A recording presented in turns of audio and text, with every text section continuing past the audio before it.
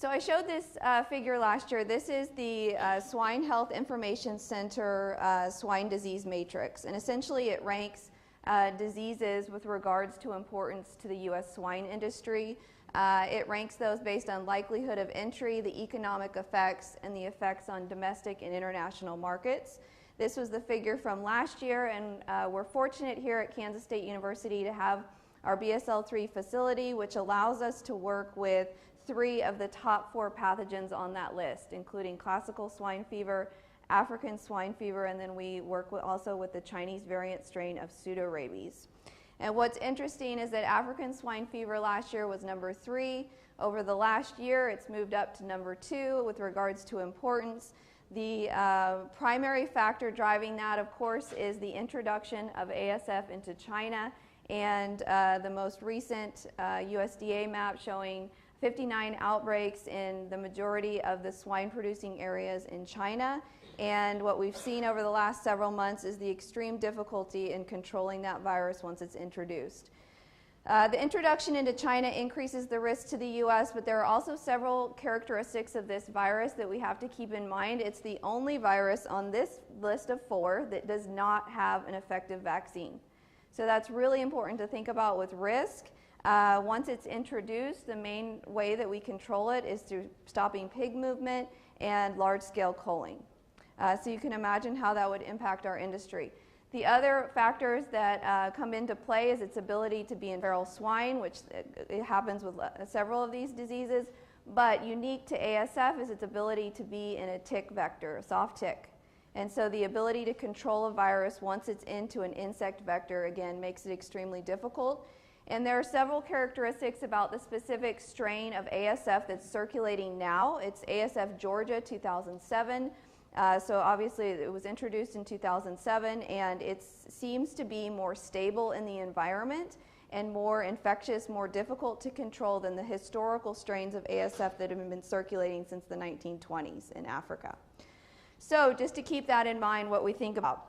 Additionally, there's no active surveillance program right now in the U.S. for ASF. So what we have focused on for our research is understanding the risk with regards to feed ingredients and investigating mitigation tools. So we've really thought about this with a 3-part approach. The first is to determine survival. Can ASF survive in feed and feed ingredients that are commonly imported? Second, we wanted to look at what's the infectious dose? Through contaminated feed, can it be infectious once it comes over in the dose that we find it in? Is it actually infectious to pigs? And then what tools do we have? Cassie mentioned storage time. So can we store ingredients for a certain amount of time? Can we add chemical mitigants such as medium chains or Salcurb to effectively mitigate this virus in feed ingredients? So we've started with the survival data. And what I want to show to you today is what the environmental conditions are that these feed ingredients have been subjected to. I think it's important to remember this as we extrapolate the data that we have, which is fairly minimal at this point. So what you can see here is the percent relative humidity. This is an average per day. We actually subject it to 4 different humidity conditions throughout the individual days.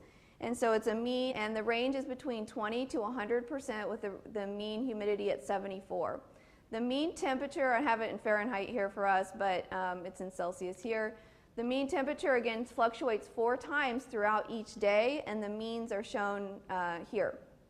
So the mean is 54, but the range is between 32 to 79 degrees. Again, fairly moderate temperatures that we subject these feed ingredients to. So this is to simulate what those feed ingredients would go through during a transboundary model, let's say from Eastern Europe in this scenario, and it's a 30-day period. So those feed ingredients are subjected to those environmental conditions that they would encounter during shipment. We then took the final sample, the batch 4 samples, and assessed for virus stability or infectivity. And what we found is that yes, ASF Georgia 2007 is extremely stable in feed ingredients. It survives in the majority of feed ingredients that we put it in, 9 of the 12 feed ingredients. And uniquely to this virus, it survived in the absence of a feed matrix in just media. And so we know that this virus is extremely stable. What's important when we think about ASF with regards to the other viruses that have been subjected to these environmental conditions is that uniquely it ranks second, again, only second to the Seneca virus A, which was used as a surrogate for foot and mouth disease. So this again goes back to those risk factors where foot and mouth disease was number 1 on our list. ASF is now number 2. We also see similar survivability. So foot and mouth disease surrogate has the highest survivability. ASF is number 2. Again, emphasizing the risks of these diseases with regards to stability in different matrices. So the next step that we've done now is, like I said, the data that's out there as far as half-life and survivability is only based on these batch 4 samples. What we've gone through now is back to those samples that we collected during the actual transboundary model. So we collected samples at 1 day post-inoculation, 8 days, 17, and then of course 30. So what we're going back to is understanding what's the concentration of the virus after a day of being subjected to these conditions, after 8 days, and after 17 days. Again, to understand, let's say for this example, the humidity is fairly consistent here. And this is the time period that the ingredients are simulated to be subjected to that transoceanic voyage. And so how does the virus survive or degrade during those time periods? To get more data, we need more information so that we can more accurately predict the half-life in different conditions and also provide storage time recommendations. So the next step on our plan in this research has been to investigate the oral infectious dose of ASF. We know that ASF can be transmitted in swill and in, of course, pork products, but we wanted to learn about natural consumption of ASF through both liquid and feed to understand infectious dose. We had 84 pigs that were involved in this trial. Half of them were subjected to ASF through natural consumption of liquid, and half of them were subjected to ASF consumption through natural feeding behaviors. We had, again, the ASF Georgia, which is the currently circulating strain, and several virus titers that the pigs were exposed to. This is the data that we have obtained from this study. So essentially this is showing you what is the probability of infection shown here with different doses of ASF. The liquid is shown in blue and the feed is shown in black. Again, this is natural consumption of the virus. And what's important is that we found that the dose that's required to infect pigs through liquid media is less than the dose that is required to infect pigs through feed. However, ASF is highly infectious through the oral route, and both routes caused infection in these pigs.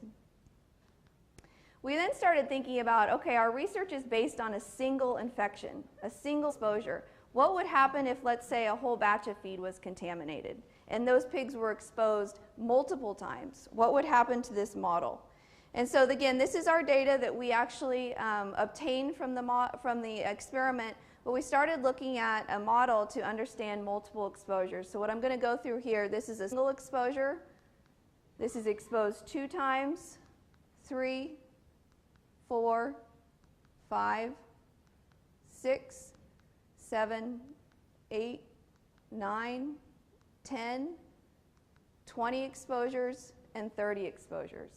And what you see here is that as the exposures increase, the probability of infection increases at all doses.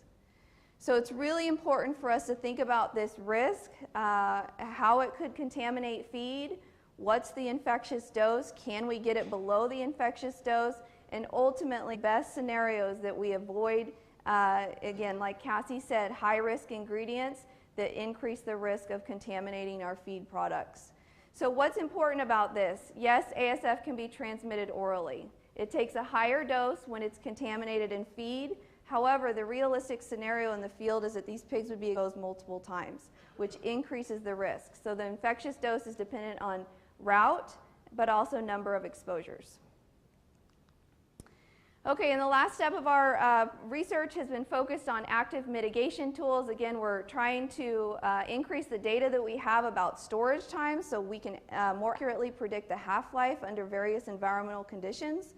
We are also looking at chemical mitigants such as Salcurb, medium-chain fatty acids. Can we add those to feed products to inactivate the virus? and really understand what that looks like in different feed ingredients. So I'd like to thank the funding sources, the Swine Health Information, the National Pork Board, as well as the State of Kansas National Bio and Agro Defense Facility Fund.